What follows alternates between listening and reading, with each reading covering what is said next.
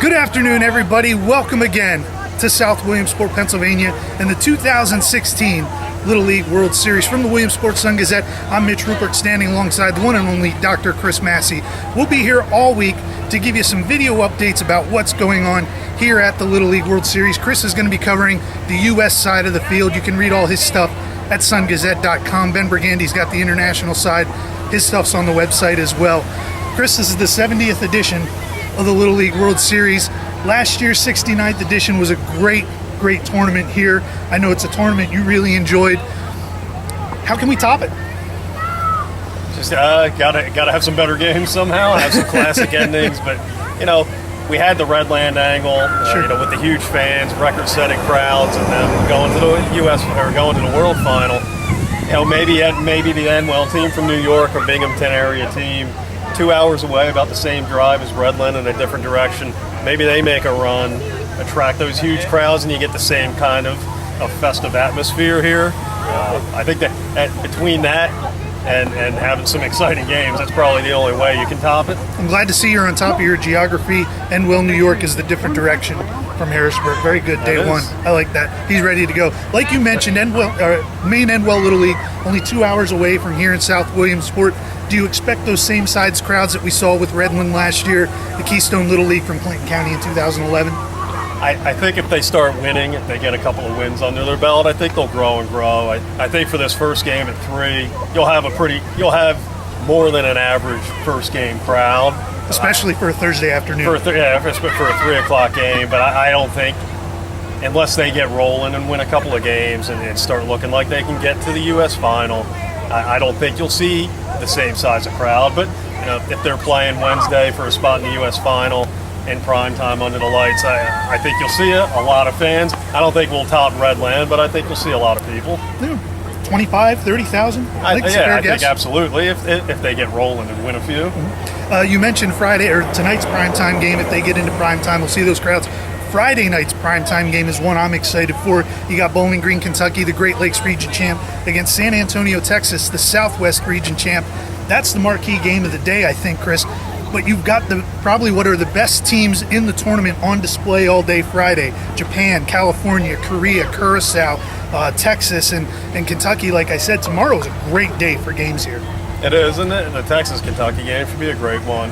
Kentucky traveled the interesting path with having to play the regional championship here Monday. The bonus for them is they've already played here. They got the game under their belt. The unfortunate thing for them is their ace Isaiah Head can't pitch now against Texas. But now you got Devin Obie to go, and he can throw in the 70-mile-an-hour range. And he was here last year on the team that was here, so it's not a big drop off. And they have a lefty in Carson Myers they can go to. So yeah, I think that's going to be a great game. Bowling Green finished 4th here last year, so I think they have that they have that expect to win mentality. And Texas, obviously, traditionally, it does a great job here. So I think that's going to be a fun one to watch. Kentucky manager Rick Kelly on Monday in the regional championship game that was played here at Lomity Stadium wasn't afraid to use Isaiah Head for all 5 innings of that game that they played. And I think it's because he knows he's got Devin Obie and Carson Myers. Both were on that Kentucky team last year. Yep. They're not going to be fazed by coming out here the first game. So that might be a smooth play for Rick Kelly, because then he can go back to Isaiah Head if they have to play California in the next game. Yeah, and against a team like California, who I think will have their ace available for a game if they win Friday and make it to Sunday, I think they will have their ace available. I think if Kentucky did get to that point, they would need Isaiah Head to have a chance against California.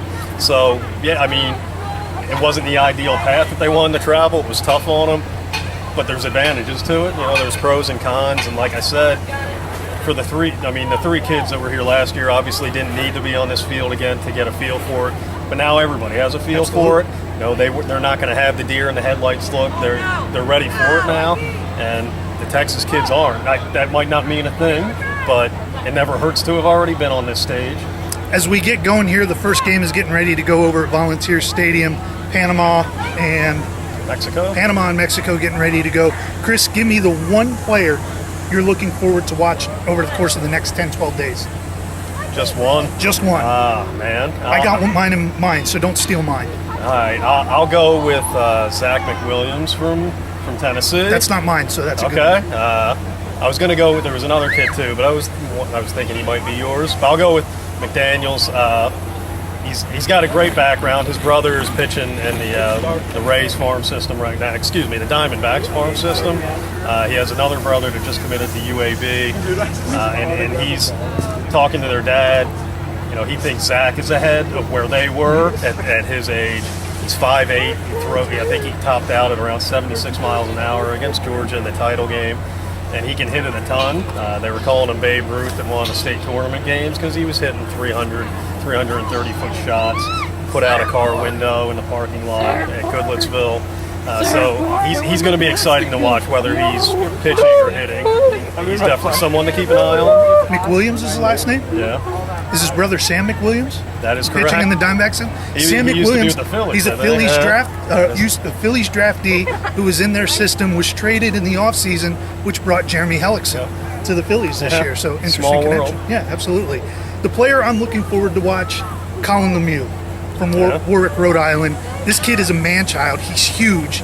And he's a spitting image of Troy Tulowitzki. And I was like, no wonder Rhode Island's here. They got Troy Tulowitzki in disguise playing on their team.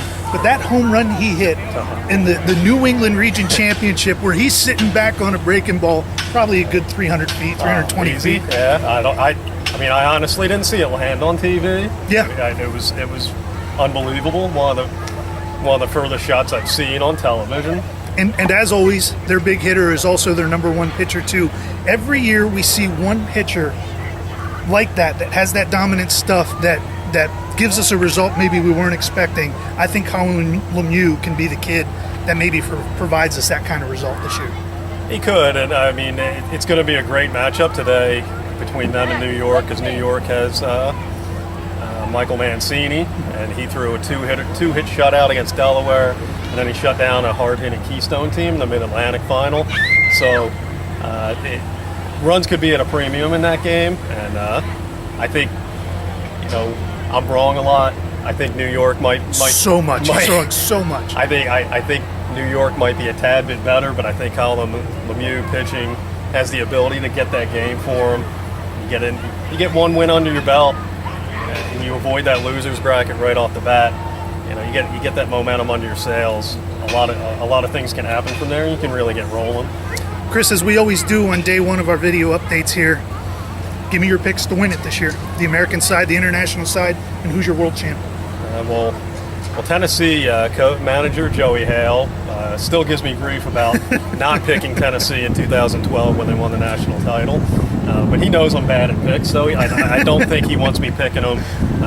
And me and Joey are kindred spirits. He's a diehard 49ers fan. I appreciate it about him. So I'm not going to pick Goodlettsville as good as I think they are. I got to go California. I don't want to. I want for the 18th consecutive year. I want to go somebody different, but I like their overall team that they have. I think Victor Lizarraga, I think I pronounced it right. I think you're way wrong. Look it up, people. You'll know who I mean. Dominant pitcher. He might be the best pitcher here.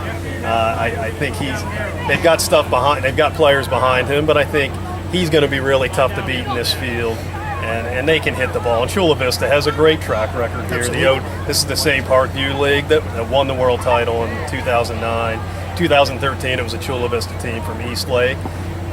So it's hard to bet against them, especially from what I saw on TV. So, I'll go California over Tennessee in the U.S. final. And not knowing much about the international side, you can't go wrong with Japan. Or South Korea, probably. South Korea 3 for 3 here. I'll go South Korea in California. He's jumping aboard the bandwagon. I told him last night I was going to pick South Korea. Yeah. They don't get here often, but when they do, they win the World Series. So that's why I like South Korea coming out of the international field. I'm going Bowling Green, Kentucky, coming out of the U.S. I like the three guys with Isaiah Head, Devin Obie, and Carson Myers. You're going to get guys that, number one, can pitch, number two, can throw hard, and number three, aren't going to be afraid of the moment here. So I like Kentucky to pull the upset in the U.S., but I like South Korea to win the world title. Yeah. For the record, I think we split it last year. You picked Redland. I picked California. Yeah. But I picked Japan, and I can't remember who you picked. But it wasn't Japan. It was probably Venezuela. I think Might I have picked been Venezuela. last So year. we split. Yeah. So, hey, You know, that's what we're not. We didn't go to school to make picks. Exactly. We went to school to write. Not Yeah. to make picks. Anybody can make picks. Yeah, anybody. Even John Girardi makes picks. Not good ones. Not but he good makes ones, picks. but he does it. That's going to do it for us here from day one of the Little League World Series in South Williamsport, Pennsylvania. Like I said, you can read all of our coverage at www.sungazette.com. Follow all of us on Twitter from the Sun-Gazette Sports Department. We've got great witticisms and funny stuff and gifts galore. Well, I do. He doesn't know how to order gifts. So That's true, I don't. that's for sure. So from day one of the Little League World Series from the Sun-Gazette, he's the Dr. Chris Masse. I'm Mitch Rupert. We'll talk to you later. Have a good one, everyone.